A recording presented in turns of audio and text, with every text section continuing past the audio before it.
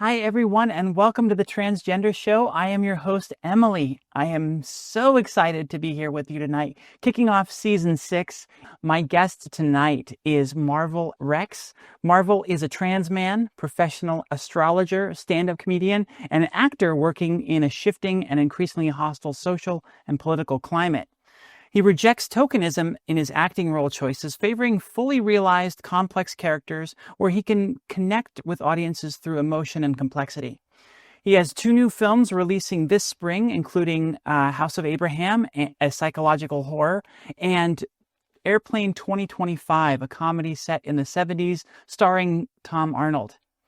He finds that both horror and comedy, that is, are powerful tools to explore and demystify complex themes like masculinity, trans identity, and existential fears, as well as human connection. Everyone, welcome to the show, Marval Rex. Thank you so much for having me, Emily. I am honored to be here. I'm so excited. Well, let's jump into your story, and we start with my favorite question. How did you find a name that suited you? Oh, I love that. Yeah, it's interesting. I had my dad. My dad's an octogenarian, so he was born in the early 40s. He's a World War II baby. I remember him being like, why did you just choose the name Max? And I'm like, Dad, you know how many trans men are named Max? You have no idea. I I actually give credit to my ex-partner, who I'm dear friends with to this day. It was like more like soul family to me. She really saw my masculinity and allowed, like, her reflection of me allowed me to really come out. So when I was with her, I transitioned. Um, and when we were talking about names, I'd always had a childhood sort of male alter ego. I did not know I was trans as a kid. That was not something that was available to me because I grew up in a really conservative religious environment. So I just had a male alter ego that was very private, and his name was Avalon. And I took my birth name and kind of smashed it, like almost like smashed the 2 names together and got Marvel from Avalon and then my birth name, and which is Maria. People can find it online. It's not. I've been in public and art says Maria. It's fine. I'm like, whatever. But I smashed those 2 together, and she really was like Marvel. She said, I was like thinking about, should I be Avalon? Like, I don't know. Like, it's a weird name, but Marvel, Marvel's kind of a strange name. But when she said it, it just really resounded within me. And I was like, I love being both a noun and a verb because I feel like a noun and a verb. To marvel at something and then to be a marvel. Like, it is both a noun and a verb.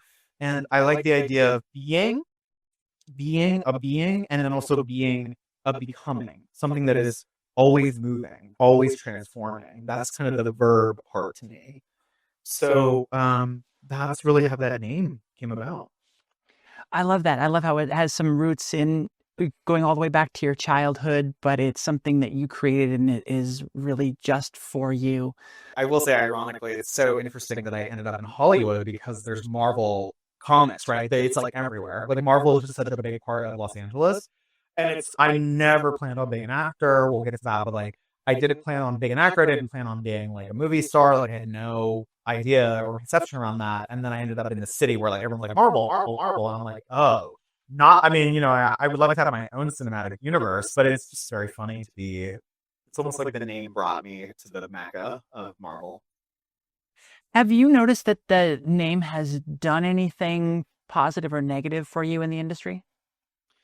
It's interesting. I've always wondered that. I mean, I was actually talking to ChatGPT about this. I wrote an op-ed based off of what my conversation with Chat was, which was around. It's a very. I'll send it to you if you want to read it. But it's very short. It's about cis passing trans people who are auditioning for roles, and like what percentage of casting directors don't choose us because they look on our social media and find out we're trans. Like, I was really curious about the percentile of roles that I could have gotten, but I didn't because they looked me up and were like, oh, he's trans, it's too complicated, even though he's talented. And I wondered if the name component kind of clocked me, or like, it's so unusual that someone's like, is he from a different country? Like, what is this? And I will say from that conversation with ChatGPT, like, actors only book like 2% of the roles they audition for, or like one. It's such a small percentile. But then trans actors, like, it's even more. Like our percentiles, or rather, our percentiles even smaller because we do lose roles when people find out that we're trans. That's a very real thing that happens. I don't think maliciously. I think that a lot of producers and casting directors just don't know what to do with cis passing trans people, and they don't want to deal with any perceived complications in their process. So anyway, I do think about it. I've never experienced it directly where I've had someone be like, "Oh yeah, your name threw me off." Yeah, I think, in Hollywood, I think of Lady Gaga, I think of Pink. There's a lot. There's a precedent for people choosing crazy names and people getting right on board and loving it. So I don't feel like an outlier, but I do know that the trans piece is a complicated part of that when it comes to casting. Sure. But it sounds like that would be a complicated piece of it, the puzzle, regardless of your name. So I think probably leaning towards having a unique name just makes you more memorable, makes it easier for people to remember you and for you to come up in conversation again. Yes, totally. And I think that the name Marval Rex, like I chose it as kind of an art name. Like I really wanted to be an art star. I had no interest in Hollywood. I thought actors were like dumb and buffoons, which I do not believe in anymore. But my highfalutin like art persona thought Hollywood was very superficial, which parts of it are. But yeah, I thought I was like Marvel A Rex is like an art moniker. And then it became Marvel Rex for Hollywood, and it really stands out. You're absolutely right. It totally stands out. Yeah. You mentioned not having any understanding of the fact that you were trans. What was sort of your gender? What was your relationship with gender throughout your life? Then was there any kind of question? Was there any kind of discomfort as you were growing up? So much discomfort. I mean, I was raised in Salt Lake City, Utah. I was not raised Mormon or LDS, but I was raised Catholic in a predominantly Mormon environment. I was raised in a neighborhood that was like 95% Mormon. It was traumatizing for so many layers. There were so many layers to the like, why do I feel different? Right? There was like we were different than the majority of the religion. Like I wasn't allowed to play with Mormon kids in my neighborhood. I didn't understand why I wasn't. And then I knew I was different. I was very androgynous. I always was super, super androgynous. Like a tomboy, I guess. But I was madly in love with girls, and it was like harrowing. Like from a young age, I just thought women were just like the most beautiful thing on the planet. It was very hard to hide my desire, even as a little kid. Like I just like fell in love with other kids my age. And so yeah, it was the 90s. I didn't have any conception. I was so sheltered. I didn't have any conception that like trans people existed. The only thing that I knew about in high school was that there were transvestites, which to me, this was like me in the 90s in Salt Lake City. To me, they were British women. It's so specific. They were British men who dressed up as women for a fetish. Like that was my only conception of like gender, gender expansion. Otherwise, I didn't think that like assigned female at birth people could be anything other than women. I also a lot of trans people reflect this to me. I didn't see myself in the future. When people were like, "Who are you going to be when you grow up?" I was like, "I can't see anything." It was like blank, except for one weird like it's not memories. It's not it happened recently, which is strange. But I had a sort of future reflection. I call it. It was sort of a fantasy that I had where I had this since I was a little kid. I had this beautiful image of me as an adult man with like stubble, look the way I look now, on the river Seine in Paris. This is so specific, it's very real, with a blonde woman and a brunette woman sitting at a coffee shop on the Seine. And that I grew up going to Europe because of my family. I'm half European. So that's that. And I just remember being like, that's a weird kind of fancy to hold on to. I don't know what that's about. And then recently I actually went to Paris last year during the Olympics and like had that exact thing happen where I was with two different women. One was blonde, one was brunette. So it's like very strange how that happens. I was kind of gagging. But that was the only thing. That was the only thing where I was like, maybe that's something. But again, I was so closeted and so repressed because there was no trans representation. The closest I got was the L word, and that's kind of a rough trans representation. So yeah. Yeah, I remember a lot of that same stuff in the 90s. It was a really difficult presentation of what it was to be trans then. And you're right, it was transvestites. It was, I don't even remember the terms transgender or transsexual. I just know I was aware of a sex change. I was aware that a sex change was a thing that people did and didn't understand it was weird. It never applied. And so it was, one of those things where it wasn't until there was a more correct and synchronized representation to my experience when it finally all clicked for me. So what was kind of your aha moment with that? When did you realize you were trans and put this all together? Yeah. Well, we have to like fast forward. Oh my gosh, 20.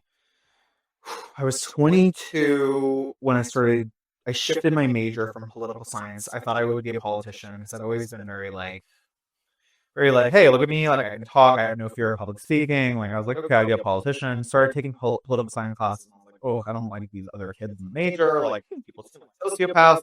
Um, and I was very sensitive, and I started to take art classes and critical race, gender, and sexuality classes, which is like the precursor. This is way before woke culture and DEI. Like I was taking this women's studies like as it changed its name to critical race theory. So like that all happened. This was 2012, 2013. And I started to take these classes, and I met a trans man. He looked more like Chaz Bono when Chaz first transitioned, so like did not look like me. Like I just couldn't. It's not the same body. Like I didn't really reflect. But it was the first transmasculine person I'd met. Very sweet guy. But I was so repressed and so scared that I remember telling my girlfriend at the time, like, I'm not one of those people. I literally said that. And I will name that because I was so scared. But that summer, really, it was so summer of 2012. The person I was with, her love for me and her affirmation of my masculinity broke something inside of me in a beautiful way. Like she said to me at one point, we were on psychedelics, so maybe that's part of it. I've talked to the Wachowskis about this, like Lily and Lana. It's like psychedelics can open you up. We were on psychedelics. She was like, I see the man in you and he's beautiful. That's basically paraphrasing. And I was really open, and I just was like, wow, that's kind of weird. And then it took still like a month or two. She left one day on a yoga retreat. We're living in Northern California, like a bunch of hippies. She left on a yoga retreat. She got in the car. I remember her getting in the car, and by the time she was like to the border of Oregon, I'd had like a lightning moment in the apartment alone, and I just started crying, and I started watching YouTube video after YouTube video. And for the millennials who transitioned right around the time I did, you all know who I found out. There was a bunch of trans men on YouTube. They might still be there, I don't know. But it was like early YouTube days. A bunch of young trans men who had just started transitioning were video logging. So they were just recording themselves every day transitioning. And I watched those guys, and I just broke down and cried, and I kind of had a panic attack and was like, but it was a lightning moment for me. And I was about 22, 23 years old, and it just, oh my God, everything's changed. Like I can't go back. I can't put the rabbit back in the hat. Like we're done. This is forever changed. I am this that I'm looking at on YouTube.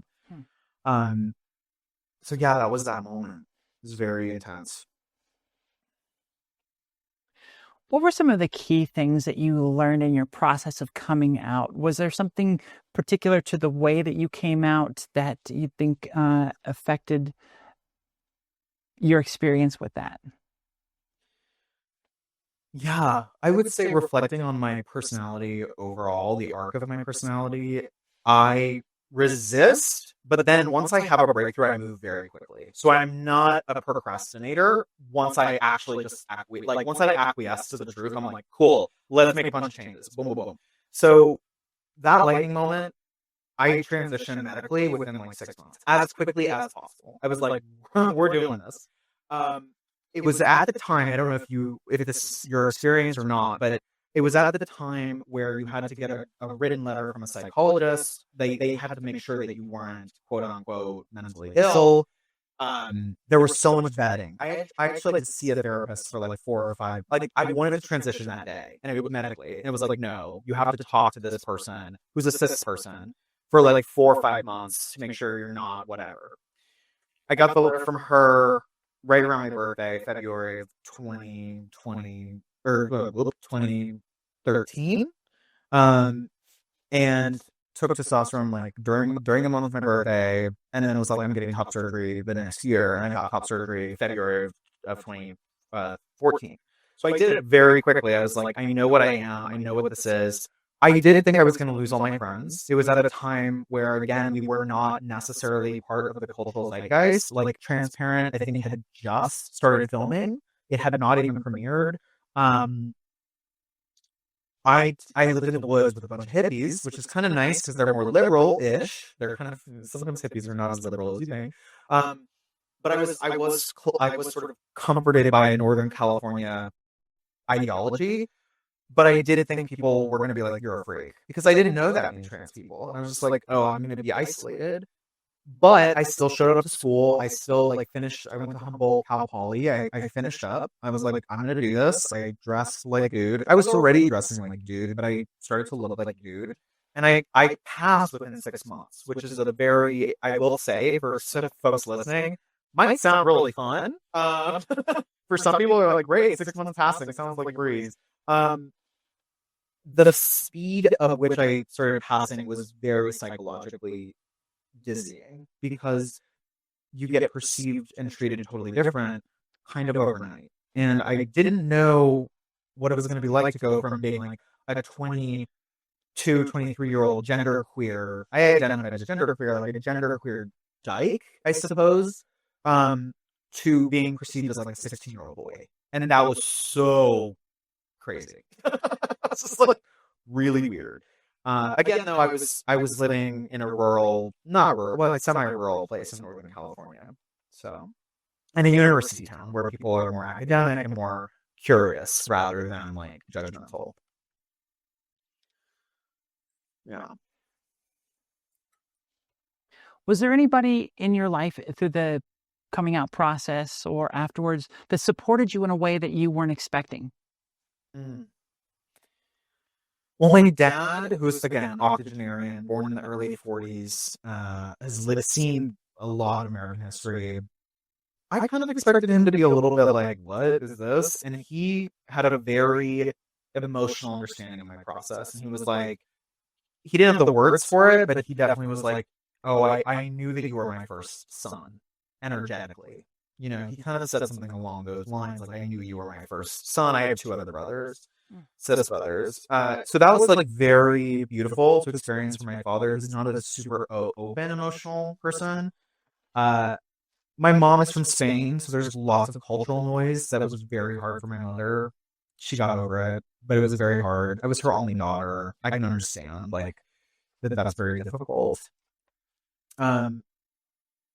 I did not lose any of my friends. You know, that was also another thing where I was like, you have to give people more benefit of the doubt, I think. Like, people back in 2012, 2013, 2014, people were, they loved me for who I was, and they saw me taking a step that I think they perceived as authentic. It was authentic. And so people were a lot more supportive than my internal monologue thought they were going to be. And in general, I will say, even in 2025, with all the crazy stuff that's happening right now in the US, when I just show up as myself, and I'm working on a lot of Hollywood sets where people don't necessarily know I'm trans, and they find out through social media while on the set. People are very, very kind, at least in Los Angeles and New York, like very kind, and very just not making a big deal out of it. So, what was the hardest part of your transition, either physically or emotionally? I mean, physically not so much. It's very ironic though, because like I'm a little bit disturbed by body hair, but I like knew I was signing up for that. But I really wish I could just like be masculine, but be like a dolphin. Which my partner is a trans woman was like, you can just do electrolysis. She was like, you can just get rid of all that hair. So it's ironic that anyway, we always want to pick and choose our things. So that's the physical part that I'm still always grappling with. And emotionally, it was much harder because, at least the way that I conceptualize it, I had 23 or 24 years of like repressed emotions around my identity and a lot of repressed anger and grief, because really underneath anger was grief for me. Grief of not being able to be a boy during high school, having crushes on like the cheerleaders and feeling so confused. I had so many like queer interactions in high school where I would kind of freeze up with girls who were like attracted to me. They perceived me as a girl, and I did not perceive myself as a girl, but I didn't have the language for it. So I had a lot of repressed anger and grief around not being able to like have those experiences of feeling like connected and not freezing up and feeling like I could be myself in romantic relationships specifically.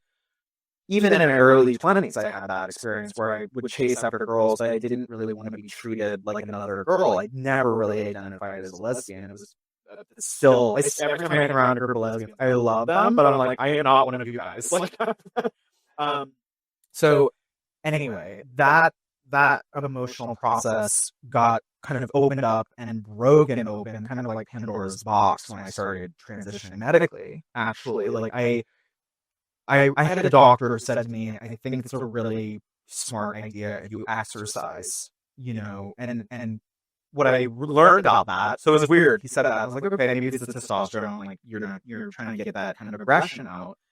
But then I realized, like, somatically, it's good to have physical processes where you can process emotions that are coming up. And now I'm like very much an athlete. I mean, I'm an actor, so we kind of have to take care of our bodies in a different way than in some other professions. But I do process a lot of my emotions and a lot of my anger and my grief through athletics. That's a way that I do that. And they've done studies on trans men, actually. They've done studies on trans men who weightlift, and it is a way to process trauma. So, yeah, that's been part of my journey, certainly. That's wonderful. I love that tip. How have your goals shifted as you've moved along your journey? Had things that you set out to do early on kind of dropped in priority? Yeah, wow. I mean, being trans and being a cultural producer, so like I understand myself as a cultural producer. I produce culture. Like I make things. I'm an artist. I'm an actor.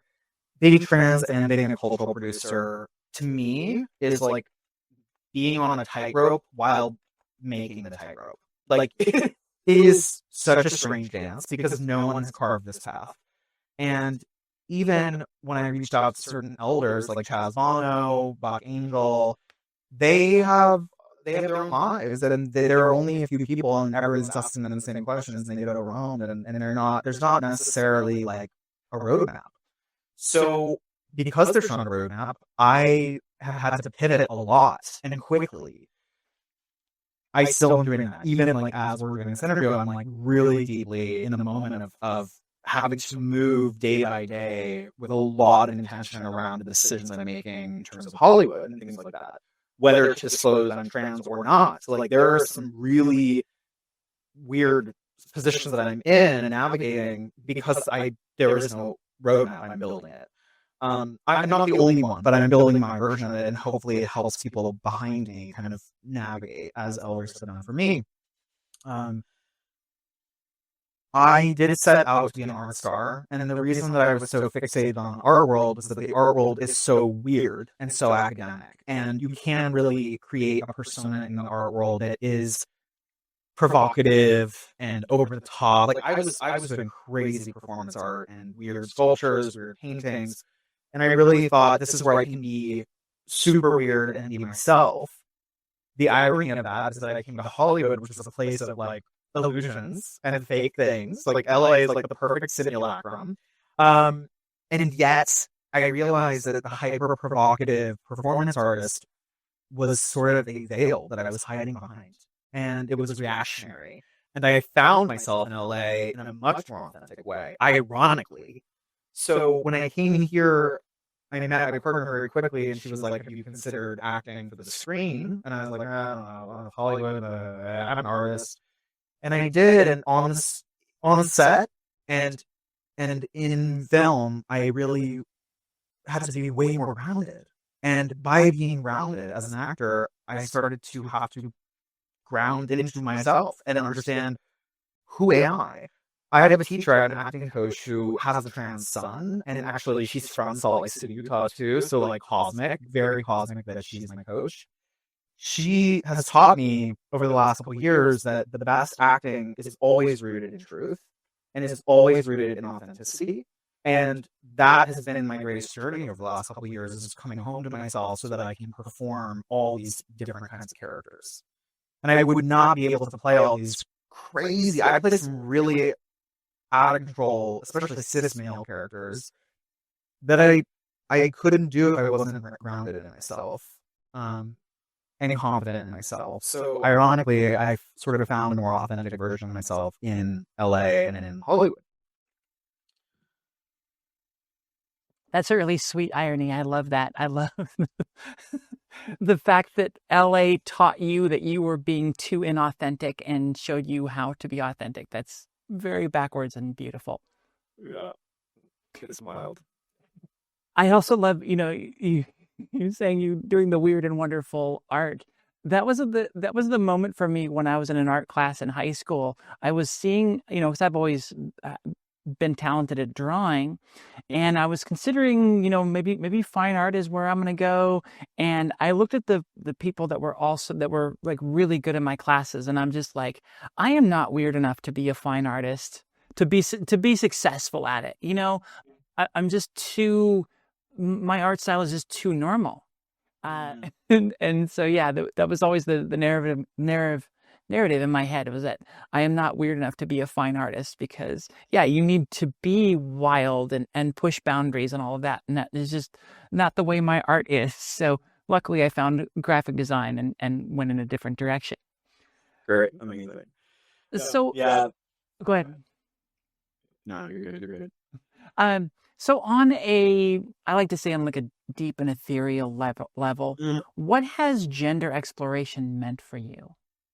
I love that. I love deep, and I mean, I'm sort of I've identified a occultist, because obviously the astrology piece, I also do all sort of divinatory practices, so I like deep and ethereal questions because I kind of live there. I feel so grateful to have been born as a person who's had to go on a very a very deep gender journey. I've had to face that in this lifetime, and not everybody does.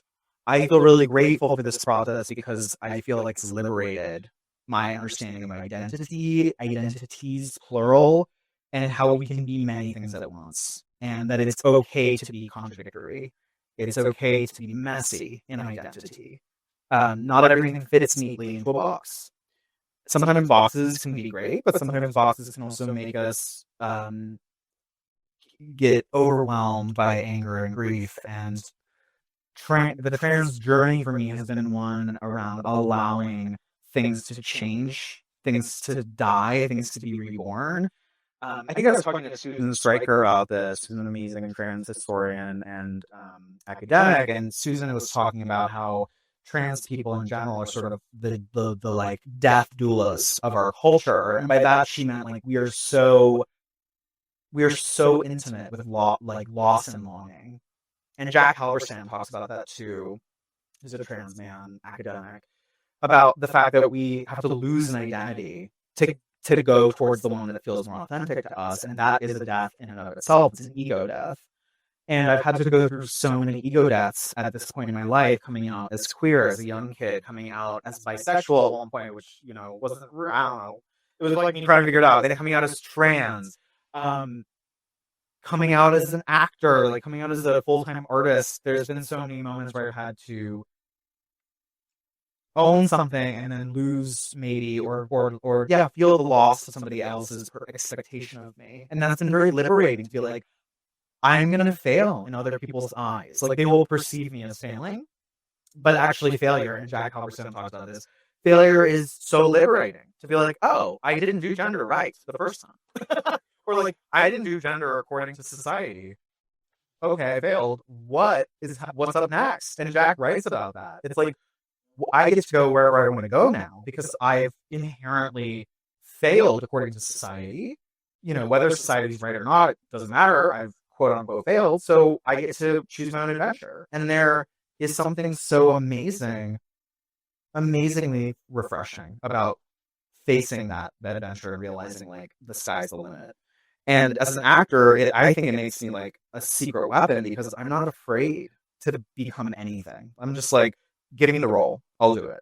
Like I will find a way into that character because I've had to die so many times spiritually. You mentioned once the aha moment happened, once you realized you were trans, you dove right in and got through a lot of things quickly, and then you fully medically transitioned a few years ago. How far along are you on your process of the sort of full self-actualization? Mm. Well, I think of Eileen Miles. Eileen Miles has a quote where she's like, "I'm always on gender vacation." I love that quote from Eileen Miles. I I'm like, especially as an actor, because I feel like a chameleon. Like I love the David Bowie like chameleon comedian caricature. I I like to play with my self actualization process. Like I actually enjoy the flux of it all. I would say that on a deep spiritual level, I'm always working to fortify like my values. Like that's very real, and that I would like to maintain more of a constancy. But in terms of how I'm showing up in the world, I'm really open to reinvention all the time. Um, I feel very comfortable in my body and my skin, which has been such a victory. And I actually have felt very comfortable since about 2020. Like I've had 5 solid years of feeling very comfortable in my body. And so I think from that space, I can act pretty consistently. But, it's always a work in progress. I'm always on vacation. Like, by that, I just mean like I'm always journeying into deeper levels of self knowing. For me, the biggest piece I'll just speak to directly is what does it look like to become a good role model as a man, like perceived as a man. I don't know if I identify as a man with a capital M, but I am perceived as one all day, every day. And what is it like to show up as a different form of masculinity that's more healed, more integrated, more compassionate, more loving, more consistent? So that's really my goal. And I would say that I think it's gonna be a lifetime for me to really understand what that is. There's not that many great role models. Men are struggling right now. I love you guys, but you're struggling. And so I'm part of my mission is to self-actualize as a man that is leading a vanguard for a different kind of masculinity, one that's much more loving.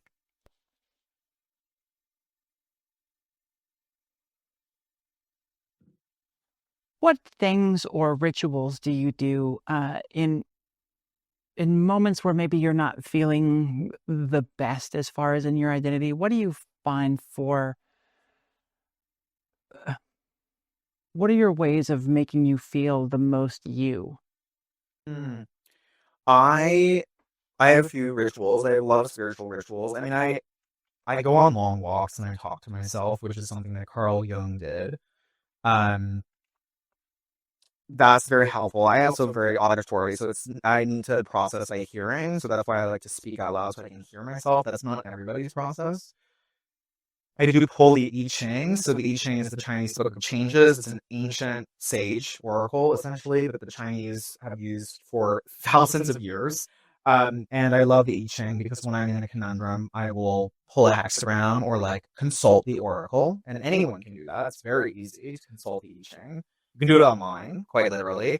And then I pull tarot cards. So that's another one. Tarot has been a way to root myself in the moment and psychologically process what's going on. So those are some like quick and easy things that, well, not easy, but they're things that are immediate to me. Um, I also go to the spa. I have a really strong relationship with a Korean spa here in Los Angeles that's like very affordable. You can spend as long as you want in there, and I just like let myself, sweat it all out. And that's what I do in between shooting films. Like I have a detox protocol because at this point I know that I have an emotional drop off when I'm done with the project. Like I have an emotional dip. And so I just do things to sort of bolster myself or recover and heal after a project. You have done and accomplished so many things, and I know that a lot of it has happened after your transition. Do you attribute the transition to any of your accomplishments? Was there anything that you were able to accomplish because of your journey? Oh yeah. I mean, I knew when I had that lightning bolt moment in 2012, 2013, I knew that if I didn't transition, my life was over. Like it was very clear to me. I was like, if I do not transition, I'm not moving. I'm not moving forward with it. Like I'm not doing life. And yes, like I'm intimating to like unaliving. It wasn't that it wasn't that direct, but I was just like, I'm either doing this or I'm not doing anything. Like we're not doing this. We're not just like becoming a man or becoming masculinized in this way. Um, very much from a hormonal level. I was like, I need to get on testosterone. Like this is we're done with this. And I have reasons for that. Like I have hormonal diagnoses, so the testosterone has been very helpful with that. Um, and I would say that yeah, I can't actually imagine my life without having made that decision in 2012, 2013. So none of the career stuff. And I really didn't start to deeply express myself until after I transitioned. So that's where the artistry really came out. I've had moments of knowing that like I have to make a decision, otherwise the art's not going to work. I just recently did a one-man show called Rexodus, which is a story about my family and my journey. And I had a very strong intuition that if I didn't do that show, I wasn't going to be able to continue as an actor. And I knew that sounds so strange, but I had that feeling. And then once I did the show, I've been booked since that show. I have been on set nonstop, which most people in Hollywood are not working right now. But I have been on set nonstop since I finished that show. And I'm not saying that I'm a fucking magician. I'm just saying I have these intuitions and I listen to them. One of them was you have to transition. The other one was you have to make the show. Otherwise, you're not going to be able to work in Hollywood. So I just have these threshold moments that I'm very sensitive to, and I just follow my gut. I just trust myself in those moments. I'm like, okay, we have to do this. It's going to be hard. It's going to suck. Both of those things were hard and sucked aspects of them, although they've been very much gifts in the long term. But I just knew I had to do them. What is your favorite thing that you've learned along your journey, either about yourself or the world around you? Mm. Wow. Life is short. It happens fast. And the more you can, it's so corny, but it's like the more you can be present in the moment, the more magic you'll see. And I think of actually Andy Warhol, who just, I think one of Andy's brilliances is that he was just aware that the present moment had so much magic. And he saw that in ordinary soup cans. He saw that in all these objects that people took for granted. And I try to cultivate that magic every day. I don't always do it successfully. There's some days where I'm like really caught up in my ego, but I do, even when I'm like walking to a callback or getting ready to hop on a Zoom with you, like I try to just like be present with the sensory experience. I try to be present with my cat and give him some pets and be like, I love you. And my partner, those little corny things are what actually make up the like membrane of our life. And so it's really easy to get caught up in your phone and social media, in what other people think about you, in your head. I'm really becoming more enthralled by the magic. And acting does reinforce that. Like acting helps you be really present. And so I'm so really grateful to be in an occupation where I'm cultivating presence as a part of my job. Well, it's beautiful that you found this career that you had no interest in, and yet it sounds like it's been very transformational for you. Yeah, I know. it's good. I feel like my life's been like just me getting on a river. You know, getting on like a little like slab of wood, and I'm just like, okay, all right. Oh, I'm in Los Angeles now. That's interesting. So yeah, it's been a journey, but really fulfilling to release and surrender to that. What key advice do you have to pass on to young or closeted trans folks out there? Mm. Everybody's on their own timeline. I would really say that. I think sometimes people feel pressured to emulate somebody, and I do think everyone's on their own timeline, and to honor that. Um, People will surprise you in your life in terms of their response to you taking a big leap. I think humans in general are very impressed when they see somebody doing something that's like horrifically scary and brave. Like saying, like coming down the strands. I think most people in your proximity, like in your close proximity, will be like, wow, even if they don't understand, like, wow, that's a huge leap. And they honor and respect the bravery that's required. That was my experience for sure. And I would say, on a very simplistic level, what find what gets you up in the morning. If you don't have a deep connection to your own desire, where you're like, I don't know what I want, then desire your desire. And it's very bad, but it works, which is just, I want to know, like you said, they want to know what their passions are. Because if you follow your passions, they will lead you switch. even if you don't listen. So like I didn't understand why I was here. I remember crying with our being like, this is the dumbest thing. Like, why am I doing this? This is it's so stupid. And I was crying. I was like, I don't know what I'm doing. I'm leaving my art career behind. And now here I am, and I'm so fulfilled. So as long as you can tap in daily to like what is exciting to me. Catherine Opie, who's an amazing queer photographer, was like, follow your questions. And so I think there's also an element of following the things that intrigue you, the things that make you curious, and you will discover magic along the way. Marval Rex, thank you so much for coming on the show and sharing your story with everybody. It was wonderful having you here. Thank you for having me. I loved the conversation. I appreciate all your questions so much.